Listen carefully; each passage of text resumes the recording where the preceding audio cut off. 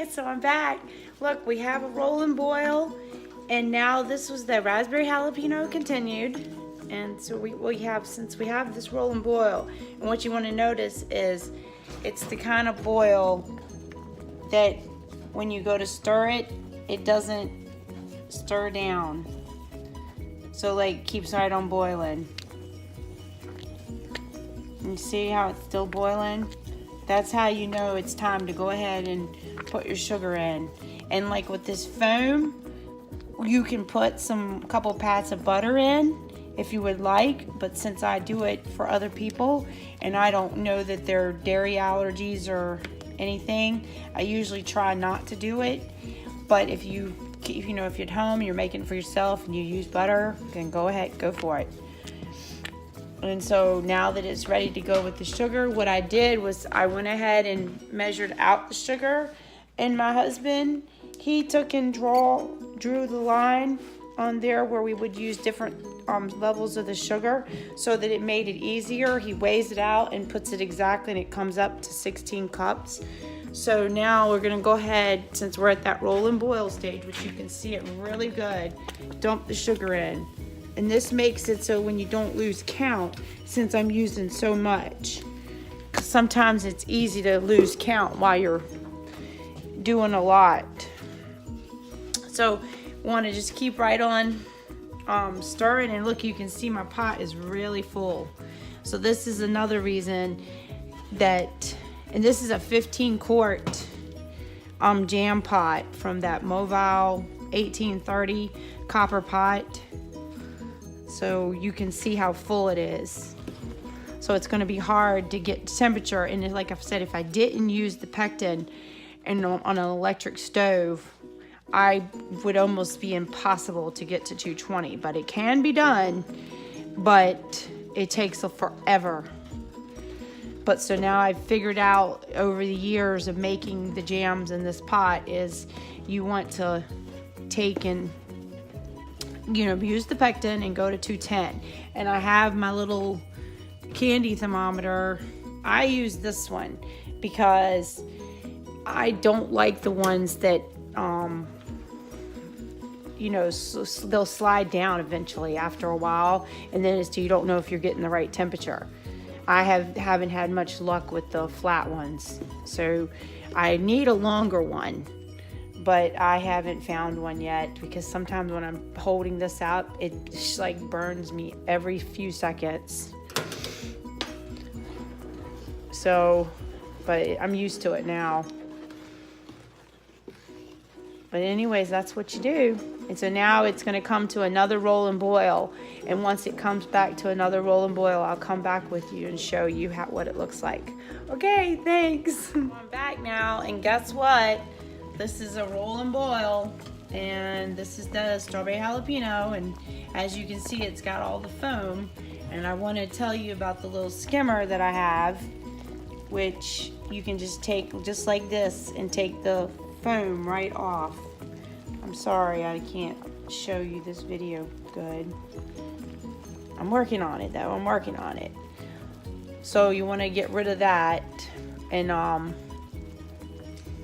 put this over here. I usually just get a plate and put it on. All right, so we got the thermometer in here, and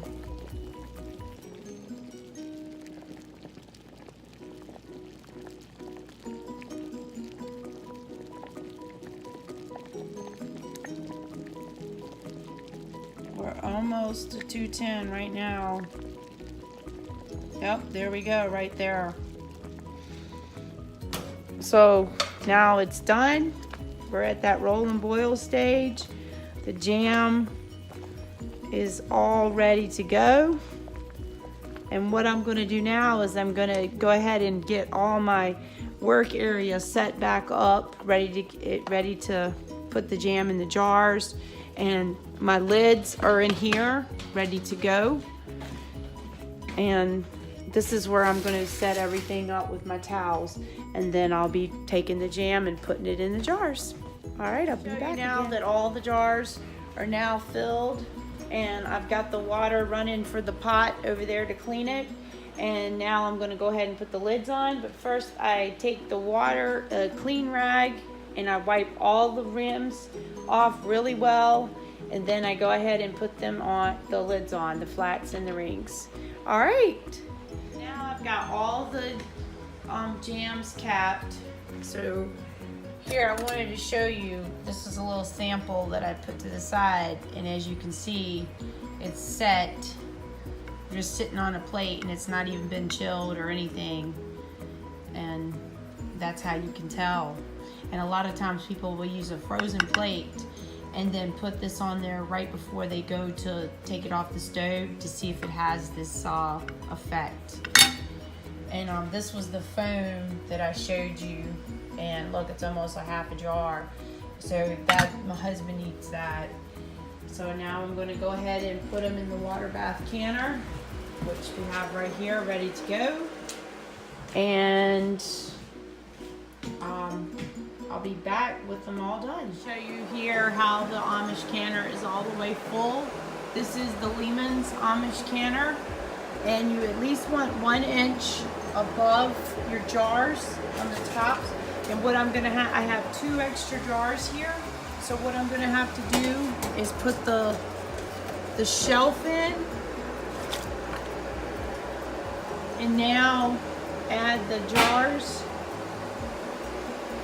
And when I add the jars here, I'll have to probably add water to the, yep, I'll have to add some water.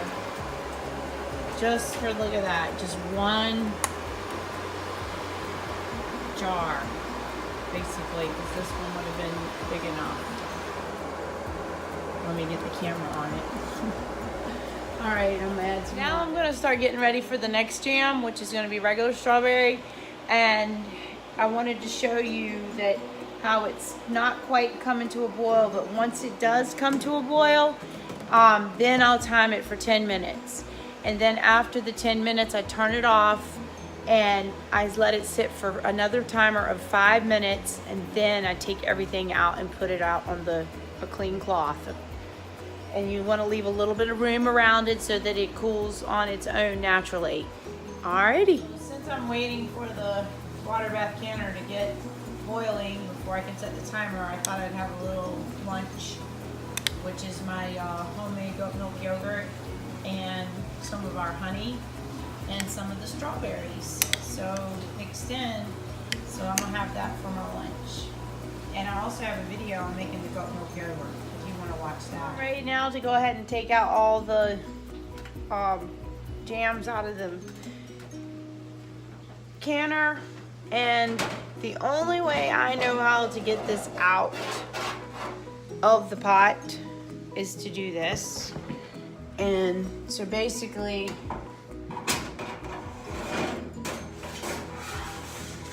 we always say we're gonna make some tongs or something for it, but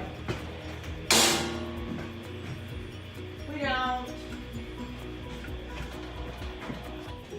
But anyways, this is what it looks like now, and they're all ready to come out, and it's been sitting for the 5 minutes. So we're all done. Well, thank you for watching, and if you have any other requests or anything else you'd like to see or any suggestions for me, please let me know. All right, thanks for watching. Bye. This is the best sound. Listen for the pop.